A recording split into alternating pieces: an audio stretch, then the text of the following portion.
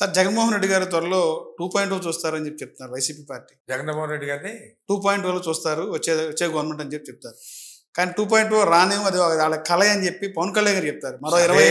మరో 20 ఏళ్ల పాటు కూటమి ప్రభుత్వ అధికారం ఉంటుంది, చంద్రబాబు గారే ముఖ్యమంత్రిగా ఉంటారు అనేది పవన్ కళ్యాణ్ గారు చెప్తారు. అది మేమంటాం, అది వాళ్ళ కళ. అది మేమంటాం, వాళ్ళ కళ. ఇవాళ రాష్ట్రంలో జగన్మోహన్ రెడ్డి గారికి ఉన్న క్రేజ్ ఎలాంటిదో అందరికీ తెలుసు. ఆయన మీద విశ్వాసం ఎంతమందికి ఉందో తెలుసు. ఆయన పేదవాళ్ళ గుండెల్లో ఏ విధంగా స్థానం సంపాదించాడో తెలుసు. దాన్ని వీళ్ళెవరండి చెరిపేయటానికి? వీళ్ళ వల్ల వద్దండి. ఇవాళ అనాలి కాబట్టి అంటున్నాడు ఆయన కూడా. పవన్ గారు అంటున్నాడు, ఆయన అంటున్నాడు. పవన్ గారు తక్కువ మాట్లాడుతున్నారు ఈ మధ్య, ఎందుకో నాకు తెలీదు. ఆయన తక్కువ మాట్లాడుతున్నారు. చంద్రబాబు గారును లోకేష్ బాబు గారు కొద్దిగా ఎక్కువ మాట్లాడుతున్నారు. మాట్లాడండి సార్. ఇవాళ వాళ్ళ టైము. మా నాయకుడు అన్నట్లు వాళ్ళ టైము. రేపు మా టైం అంటున్నాక అదే మేము 2.0 అనేది మేము అదే అంటున్నాం. చూద్దాం సార్. ఇప్పుడు మీరు జగన్మోహన్ రెడ్డి గారు ఇంటి నిర్మాణం దగ్గర నుంచి కూడా మీరు దగ్గరుండి చూశారు. జగన్మోహన్ రెడ్డి గారికి కుటుంబానికి చాలా దగ్గర సంబంధాలు ఉన్నాయి. రాజశేఖర రెడ్డి గారితో కానీ కుటుంబంతో ఉంది.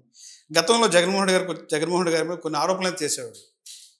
అంటే మా వ్యక్తిగతం అయితే కాదు.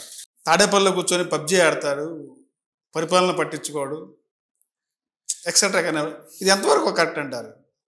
ఒకటి అంటే ఈ విషయాన్ని ప్రజలకు తెలియాలి, ఆ ఉద్దేశం మమ్మల్ని. ఇప్పుడు పబ్జీలు ఆడటం ఏంటంటే అసలు అదేంటో కూడా తెలియదు.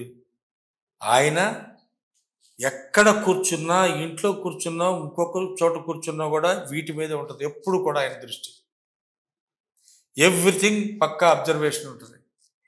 ఇప్పుడు ఎందుకు సార్, వీళ్ళు వచ్చి 13 నెలలు అయింది కదా.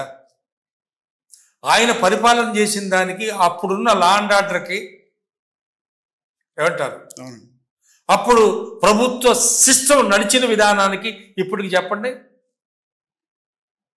అప్పట్లో మా కార్యకర్త వెళ్ళి పోలీస్ స్టేషన్లోకి వెళ్ళి ఏమన్నా చెప్పే టైం ఇది ఉంది ఇచ్చాడు ఆయన. ఇవాళంతా పోలీస్ స్టేషన్లు, సారా కొట్లు, రెవెన్యూ ఆఫీసులు అన్నీ ఇళ్ళే కదండి. ఇసుక పోయి చూడండి అంటే ఆ కృష్ణానది ఏమంటే పెద్ద మన తాడేపల్లి కొండంత పెట్టారు స్టాకులు. ఎవరిదా స్టాకు? ఉచిత ఇసుక అన్నారు కదా, ఆ స్టాక్ ఎవరిది సార్? చెప్పాలి, లోకేష్ గారు చెప్పాలి. మరి ఇవన్నీ ఒక్కటి సార్, ఏదైనా తమ వరకు వస్తే ఇది కాదని ఆయన లో కూర్చున్నాడు, పాలసీలు కూర్చున్నాడు. పాలసీ ఆయనకుండేదే, నీకు లేవా? నువ్వు కట్టుకోలేదా? నువ్వు 5 ఎకరాలు తీసుకున్నావు, ఇప్పుడు రేపు నువ్వు కట్టడానికి ఆల్రెడీ స్టార్ట్ అయినట్టు. నీకుందో నువ్వు కట్టుకుంటున్నావు, ఆయనకుందో ఆయన కట్టుకుంటాడు.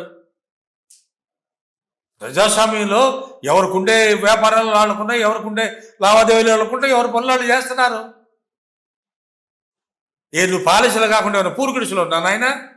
పూరు గుడిసె నుంచే వచ్చావు నువ్వు, తండ్రి. అక్కడి నుంచి వచ్చేవాడు ప్యాలెస్లో. నువ్వు ఉంటలేదా ప్యాలెస్లో? లేకుండా ఏమన్నా పూరు గుడిసెలో కూర్చొని నువ్వు నడుపుతున్నావా నీ వాళ్ళ ప్రభుత్వాన్ని?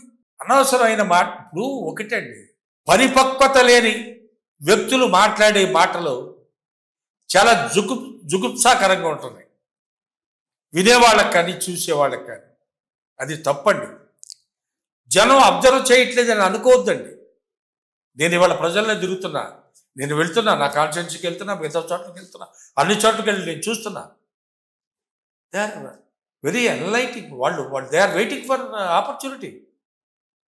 అంటే అందరూ అనుకుంటున్నారు, అబ్బో మనం చెప్పిందంతా వింటున్నాం, ప్రతి రాజకీయ నాయకుడు చెప్పేదంతా వింటున్నారు వీళ్ళు, ఓహో ఇది నా వాళ్ళే అనుకుంటున్నారు. రేపు వస్తే కానీ, బొమ్మ పడితే కానీ తెలియదు, ఓటేసేది అప్పుడు కానీ తెలియదు. అంతవరకు ఇంతే ఉంటుంది. చెప్పుకోనండి, మా నాయకుడికి ప్రజాకర్షణ ఎక్కడ తగ్గలేదు. ఆయన ఉండే మనస్తత్వం వాళ్ళు ఎవరు చేశారు సార్? సామాన్యంగా మనం మాట్లాడుకున్నా 40,000 స్కూల్స్ని, గ్రామాల్లో ఉన్న స్కూల్స్ని 12,000 కోట్లు పెట్టి ఏ నాయకుడు అంటే చేసింది? అంటే అతని ఉద్దేశం ఏంటి? కార్పొరేట్ విద్యా వ్యవస్థకి ధీటుగా మనం నడుపుదాం. ఆ పేద బడుగు బలహీన వర్గాల వాళ్ళు కూడా అందించుకుంటారు. టోఫెల్ పెట్టడం ఏంటంటే, హై స్కూల్ స్టేజ్లో టోఫెల్ స్టార్ట్ చేయడం ఏంటి? దానికి దానికి దేనికి నిదర్శనం అది? అంత ఆలోచనతో ఆయన చేసే కార్యక్రమాలన్నీ హ్యాట్స్ ఆఫ్ సార్.